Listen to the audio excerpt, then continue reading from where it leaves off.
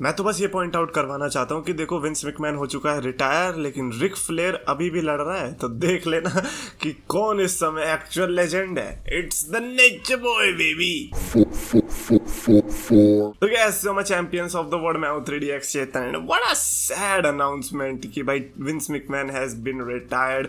And you know जिस तरह से वो पोजीशंस दे रहे थे, फर्स्ट ऑफ ऑल यार देखो स्मैकडाउन की बात तो अब क्या ही करेंगे, बिकॉज स्मैकडाउन से बहुत बड़ी चीज हो चुकी है। इनफैक्ट मैं तो जब ट्विटर स्क्रॉल कर रहा था, जब स्मैकडाउन खत्म हो चुकी थी, तो ऑल एलीट रेसलिंग का रैम्पेज आता है, उसके बारे में लोग ट्वीट कर रहे हैं। अबे पागल हो गया तुम, है यहाँ वर्ल्ड वॉर चल रहा है और तुम लोग ये यूट्यूब पे एक छोटी सी ट्यूटोरियल वीडियो देख रहे हो, क्या क्या कर रहे हो जिंदगी में बाप।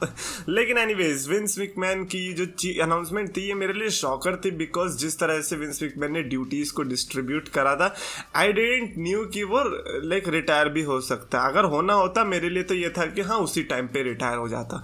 ये रातों रात जो शॉकिंग न्यूज आई है ना, मतलब जब मैं सुबह उठा हूं मेरे को तो पता चला है कि बहुत कुछ हो चुका है। मतलब ब्रॉक लेसनर भी रिटायर होके वापस आ चुका है ना। I'm like, ये कौन से टाइम मशीन में घुस गया था मैं, इतनी देर तक तो नहीं सोया हूं कि इतना कुछ हो गया है। सबसे पहले तो विंस मैकमैन की बात करते हैं। विंस मैकमैन ने बेसिकली ट्विटर पे ट्वीट डाला कि at 77 time for me to retire, thank you WWE universe, then now forever together, hashtag WWE, hashtag thankful. Already उस पर 2 लाख से ऊपर ट्वीट्स हो चुके हैं, which is very massive, because you know Vince McMahon is not just wrestling community में famous है, वो इन जनरल भी फेमस है। विंस मैकमैन के कारनामे अलग अलग जगह पे फेमस है, तो फिर उनका बनता भी था।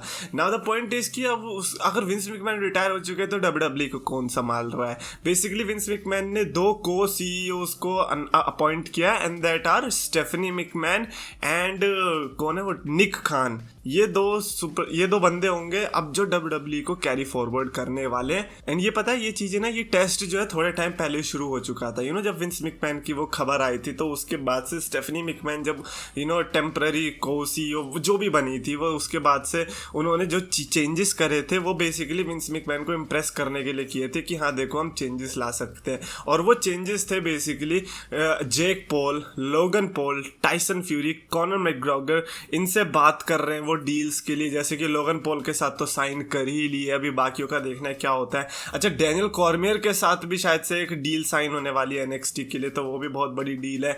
उसी के साथ साथ कर्ट एंगल, स्कॉट हॉल का एस्टेट और मिक फोली, इनके साथ भी लेजेंड्स डील साइन करी है।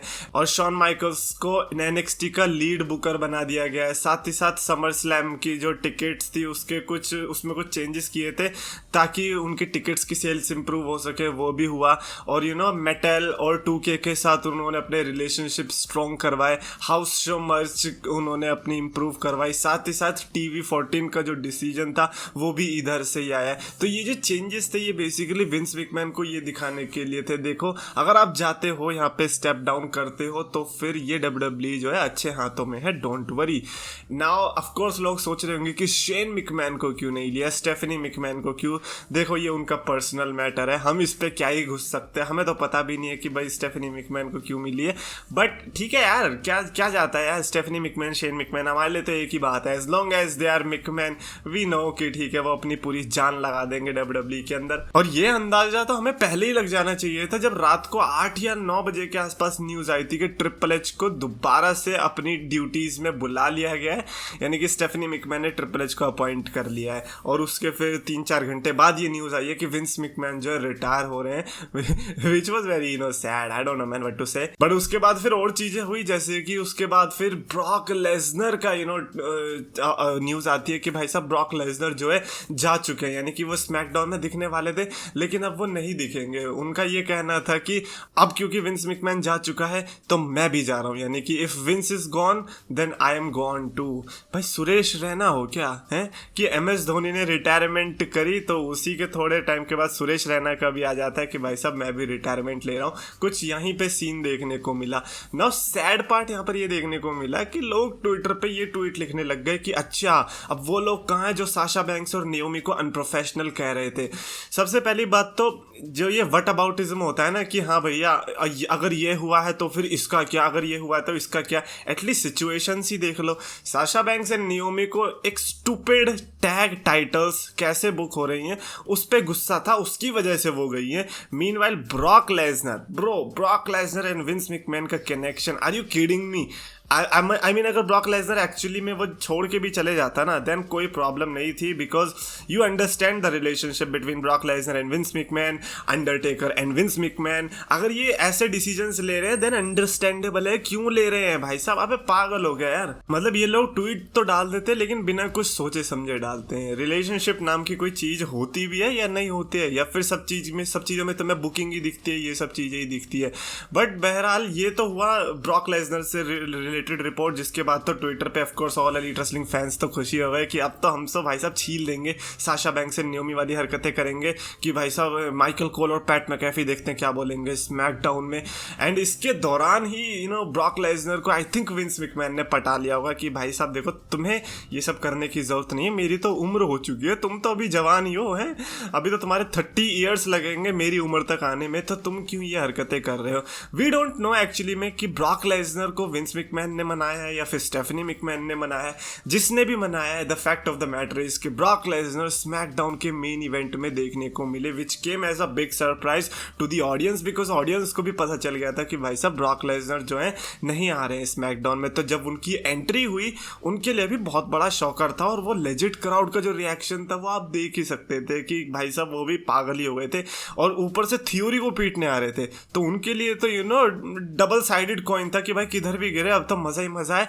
और थ्योरी को जो पीटा गया, आई नो कि बुरा था, मेरे लिए तो डबल साइडेड नेगेटिव था, क्योंकि देखो एक तो थ्योरी भी पिट गया, ऊपर से मेरे को खुशी हो गई थी कि रोमन वर्सेस ब्रॉक नहीं होगा, यानी कि मेरे को रोमन रेंस का थीम सॉन्ग नहीं गाना पड़ेगा।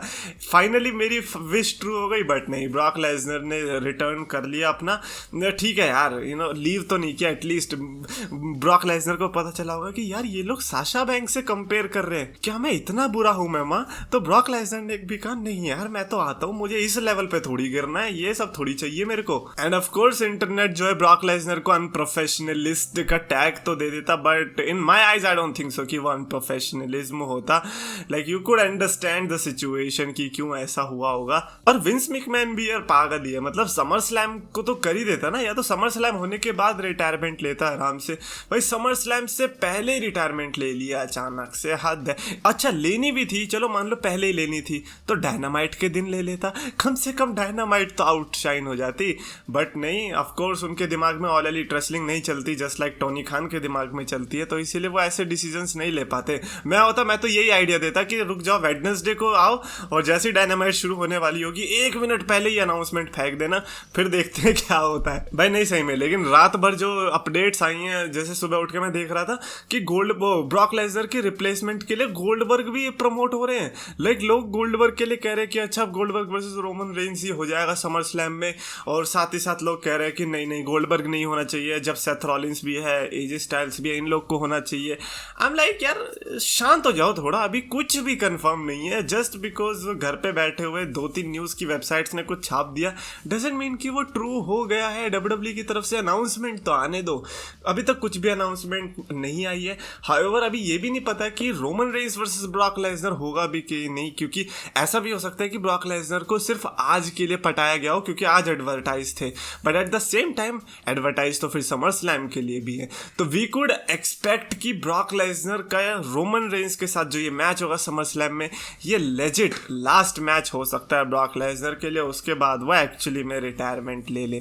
तो यस, बहुत चीज़ें देखने को मिली। Vince has been retired, Stephanie McMahon आ चुकी है, डब्ल्यूडब्ल्यूई में चेंजेस देखने को मिलेंगे। समर स्लैम के बाद वी कैन एक्सपेक्ट कि शायद से डब्ल्यूडब्ल्यूई का लैंडस्केप ही चेंज हो जाए, और कहीं ना कहीं दिख भी रहा है वो लैंडस्केप में जो भी चेंज हो रहा है। साथ ही साथ क्या पता ब्रॉक लेसनर भी रिटायर हो जाए, क्या पता और कुछ भी चीज़ें निकले। अभी तो चीज़ें शुरू हुई हैं, अभी तो लोगों को पता चलना चालू हुआ है कि विंस मैकमैन रिटायर हो चुके हैं। अब क्योंकि विंस मैकमैन रिटायर हो चुके हैं तो ब्रे वाइट भी आ सकते हैं, ये भी है, क्योंकि ब्रे वाइट की किससे पंगा होगा, विंस से ही तो होगा, स्टेफनी से थोड़ी होगा।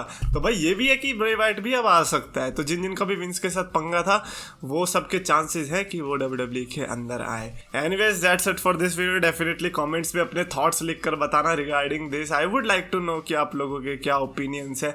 और साशा और नेओमी के बारे में बात मत करना भाई, चीप लगता है यार, हद है। That situation is nowhere near close to this situation. मतलब ब्रॉक लेसनर तो आ गया, मैं तो कह रहा हूँ अगर नहीं भी आता ना तो भी कंपेयर करने वाली बात थी ही नहीं। खैर कमेंट्स में लिखो, और अगर आपको वीडियो पसंद है तो प्लीज लाइक करो, शेयर करो, चैनल को सब्सक्राइब करो।